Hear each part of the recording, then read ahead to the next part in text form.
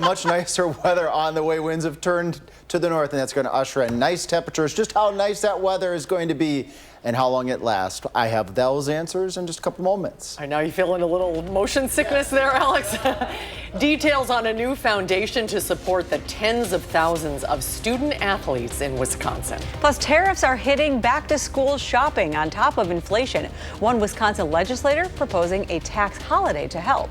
Hello, everybody. Thanks for staying with us at 5, and we begin tonight with breaking news. That's right. A Portage police officer is on leave and in jail. Reporter Maddie Heimsch joins us with what he's accused of. Maddie.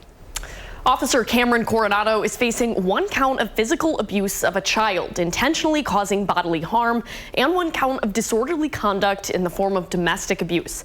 According to a criminal complaint we got from the Columbia County Circuit Court, Coronado forcefully shoved a pacifier down the throat of his 6-month-old son, leaving the child bleeding from the mouth. Coronado's wife told police that as a result, the baby had trouble swallowing and seemed to be in pain. She brought the baby to the hospital, where a CT scan revealed bleeding in the child's brain. Coronado's wife also told police that in July, he threatened to, quote, kill those expletive kids when the couple's aforementioned baby and 4-year-old were crying. And that night, the complaint alleges he left holes in the drywall outside their bedroom, punching and kicking the wall when she hid inside the room with the children. This is all alleged by the criminal complaint, leading to Coronado facing those charges of physical abuse of a child and disorderly conduct by domestic abuse. Coronado is now on paid administrative leave from the Portage Police Department and is currently booked in the Sauk County jail. Portage Police Chief Keith Klafke tells News 3 the officer's actions are not representative of the men and women serving in the department. A court date for his case has not yet been set. Maddie, thank you. We are also following breaking news out of Rock County tonight. Health officials say that a possible measles exposure happened at the Beloit Pilot Travel Center on Milwaukee Road.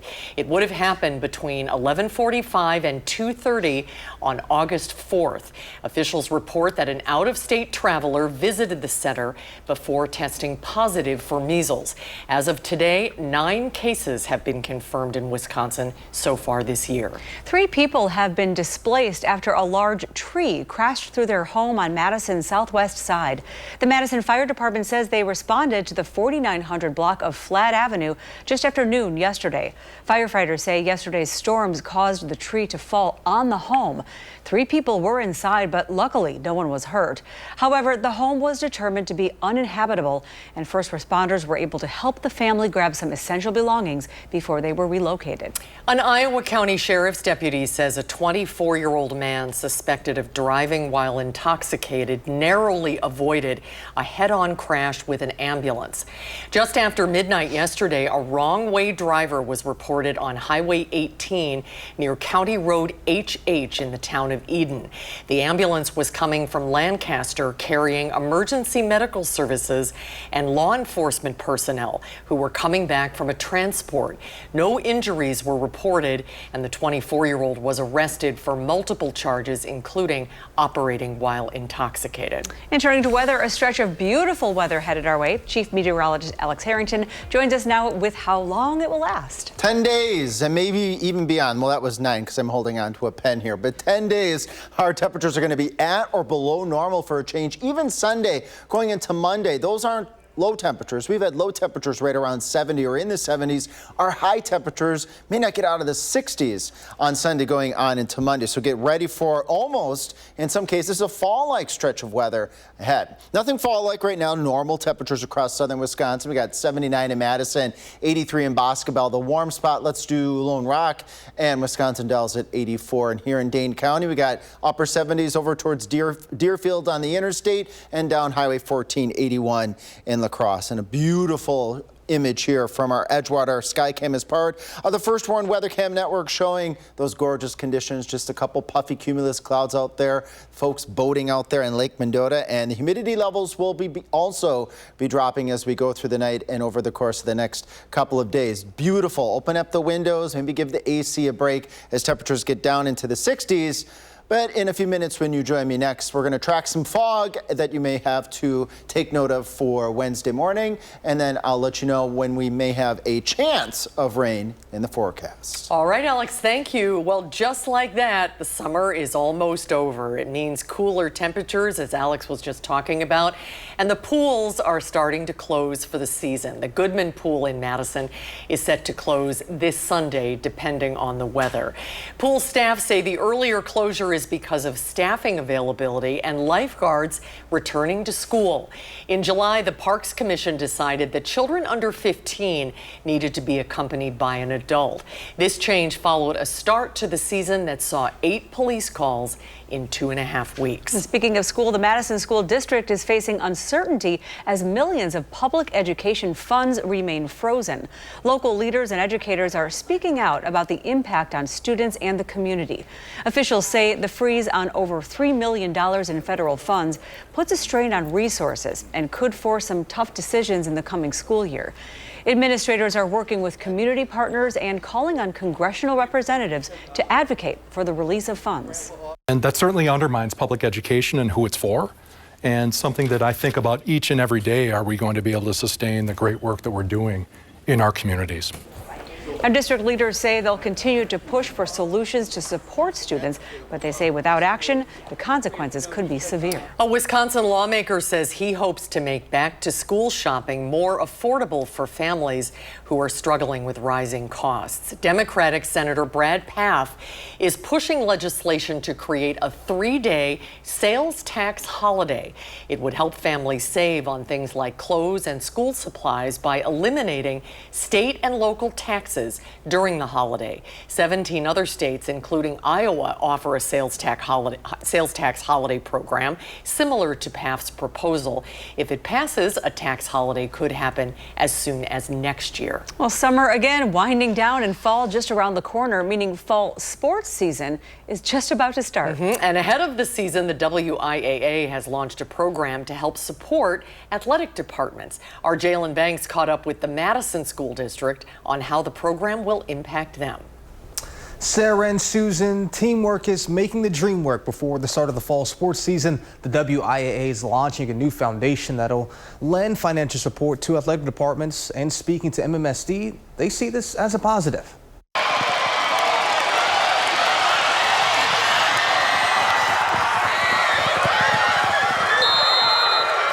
Touchdowns and crowds roaring are just around the corner with fall sports season about to start.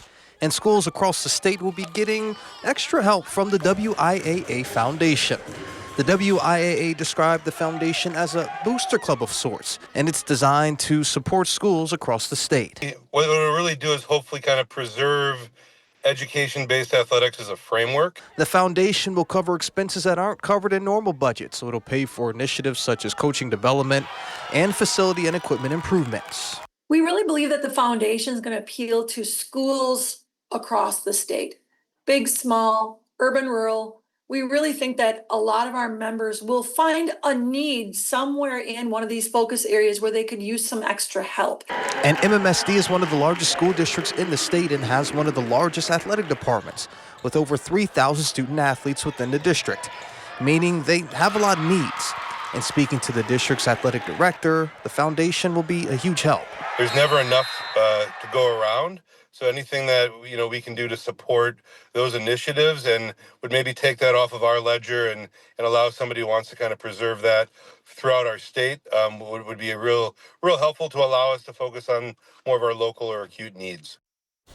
And make sure to tune into News 3 Now later this week. High school football kicks off on Thursday. Andrew Bancher and our sports team will have you covered. Boy, it's very exciting. Here we go. Thank you, Jalen. After the break, Alex takes a complete look at the first warn forecast. Plus, Packers quarterback Jordan Love is feeling better, but some other Packers now battling some back issues. We'll explain.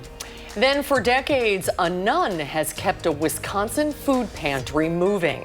What she's seen over the years and her hopes for the future. And FEMA plans to survey the damage in Milwaukee area this week. We'll have more on hopes for more funding there. Taking a look at Wall Street today, the Dow closed up over 10 points. The Nasdaq is down 315 and the S&P 500 lost 38 points today. We'll be right back.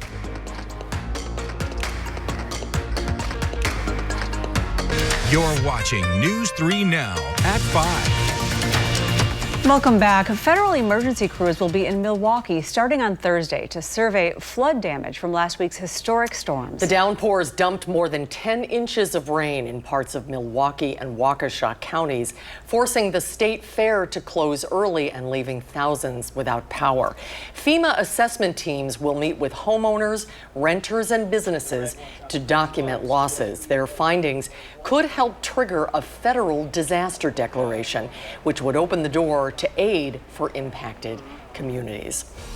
And boy, good timing to dry out. We saw the sun today. How about that? I know, it's beautiful. First time in a long time, and it's just the start of a beautiful stretch, Alex. Yeah, we even have fall-like weather in the forecast. Wait till you see some of these temperatures if you didn't catch it during the first weather a little bit earlier in the newscast. Really nice stretch here as part of the 3 things you need to know, except that patchy fog that we're going to deal with tonight. Otherwise, the rest of this 10-day period is going to be pretty beautiful across the area. Let's actually track that fog together here. This is our future track visibility model. By the time we get to 1, 2 in the morning, starting to see some reductions in visibility. As we approach 4:30, look at from the Dells to Madison to Janesville, about a half-mile visibility, locally dense in spots. So this is the type of fog, because it can sneak up on you, where you might be up on a ridge, you might be up on a hill, and then you go down into the valley and you have dense fog. So take it easy tomorrow morning is my takeaway here. 3/4 of a mile visibility in Madison at 5:30, still a half in the Dells, down to 1 in Monroe, down to a half of a mile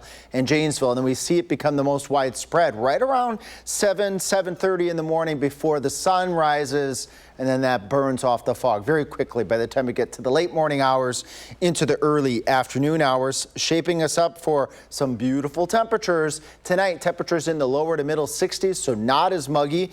Maybe you decide tonight is the night we're going to give the AC a break, and you can give the AC a break for an extended period of time. More on that in just a moment. 76 for high temperature Madison tomorrow. We'll do 77 in Lone Rock in that warm spot in southern Wisconsin. That's 80 in Prairie du Chien. Otherwise 70. So our temperatures are slowly slipping down. We'll stay right in the upper 70s to right around 80 as we go out towards the end of the week. 79 on Friday. We cannot rule out an isolated shower or thunderstorm Friday night with that low at 62.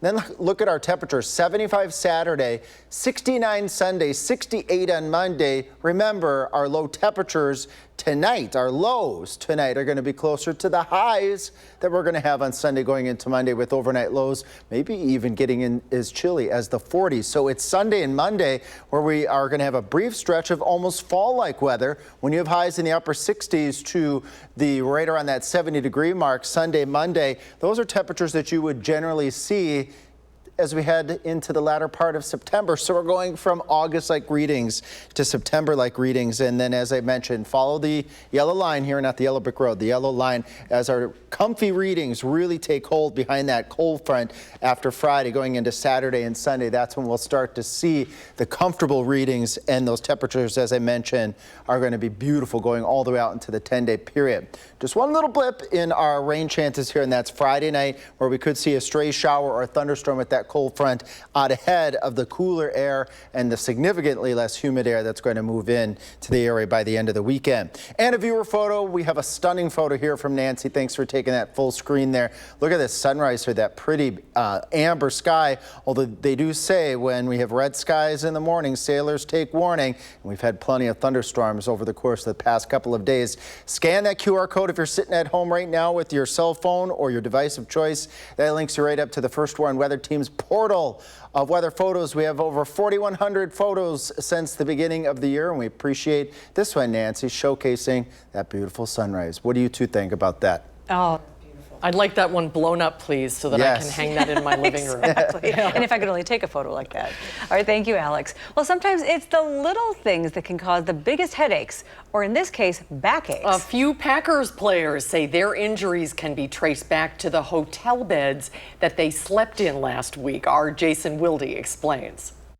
You know, at first, I thought Matt LaFleur was kidding when he said that the back injuries that Lucas Van Ness, Aaron Banks, and Kenny Clark were dealing with were traced back to the hotel beds that the Packers stayed in Indianapolis.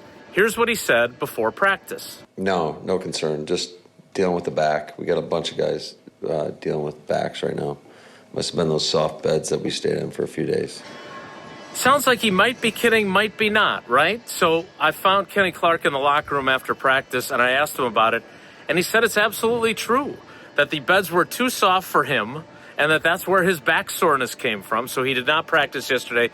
The good news is both Kenny Clark and Lucas Van Ness, who dealt with those soft beds, were back practicing. The one drawback, Aaron Banks, who had been dealing with a back issue earlier in camp, he didn't practice today, so maybe those beds aggravated that back pain that he had during the early part of camp. That's it from here at Lambeau Field. Don't forget to catch all of our hard-hitting coverage, like about hotel beds, on channel3000.com for free. And always remember, if you haven't already, sign up for our daily newsletter so you can get your Packers coverage from us delivered directly to your inbox. Back to you in the studio. All right, thank you, Jason. So while most of the players are expected to be fine, it is a reminder that even something as simple as a proper bed can throw off a professional athlete. Well, if we don't win, now we'll know why. And a programming note, the Brewers will be back on our sister station, Television Wisconsin, tonight. The crew faces the Chicago Cubs in Game 2 of their doubleheader, with the first pitch set for just after 7 on Channel 3.2. Brandon Woodruff takes the mound for the Brewers against Cubs starter Jamison Talon. The Brewers start tonight with baseball's best record and a commanding lead in the National League. Good luck, Brew Crew. When we come back, a 90-year-old nun is marking 40 years of leading a Wisconsin food pantry. How her path unexpectedly brought her here. And you've heard about a beer or wine menu, but how about a water menu? A UK restaurant is one of the first in the nation, or the world, to try and set a new trend.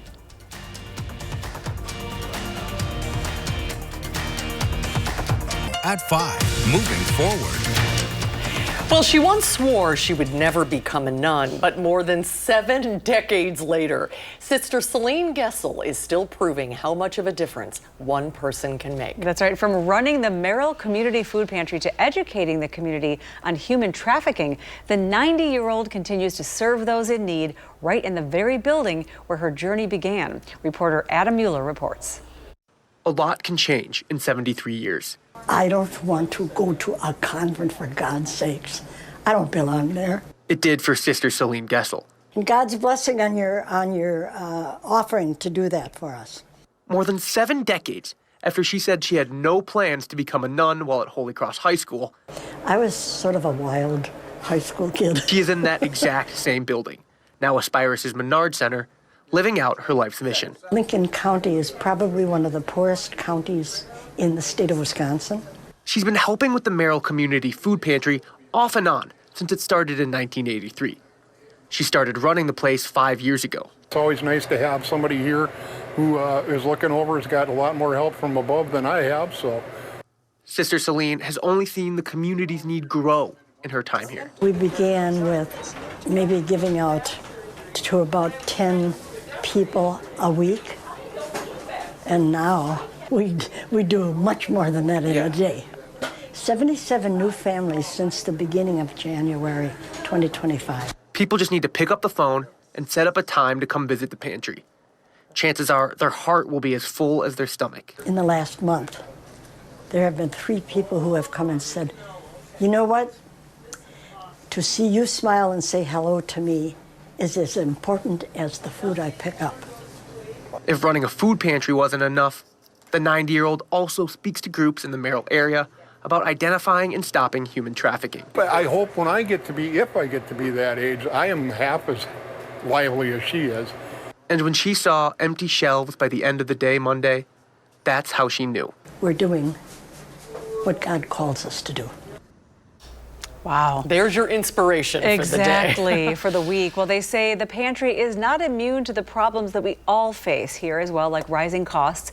If you feel inclined to help with their mission, you can donate on merrillfoodpantry.com. Sister Gessel, you're remarkable, absolutely remarkable. A final check on the weather when we come back. Up on News 3 now at 6, a Wisconsin legislator is advancing a proposal that would open doctors who provide transgender care to lawsuits. It's a measure advocates say could threaten access to critical health services. Well, starting tomorrow, WISC-TV and Television Wisconsin will switch on 2 brand new transmitters. And for most antenna viewers, that means a stronger signal and a sharper picture. But in order to see it, you'll need to rescan your TV channels once that change takes effect. It couldn't be easier. Just go to your TV's menu, open Settings, and select Channel Scan or Auto Tune.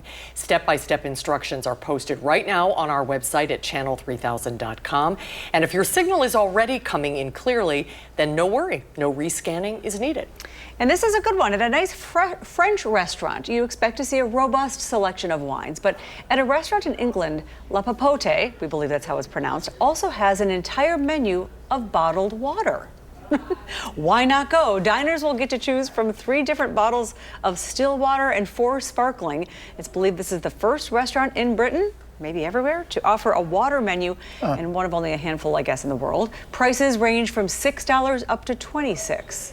That's an interesting idea. Yeah, expensive glass of H2O. I'd rather the wine, just personally, for restaurants, but yeah, sorry.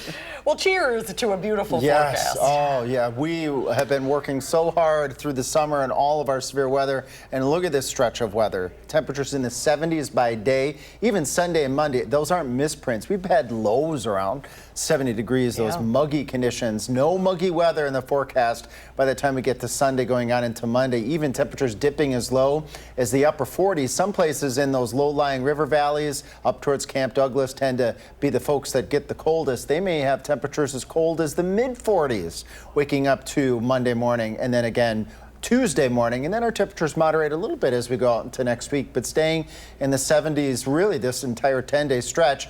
And I'm actually somewhat at a loss for words thinking through this whole spring and this whole summer, looking at a 10-day forecast.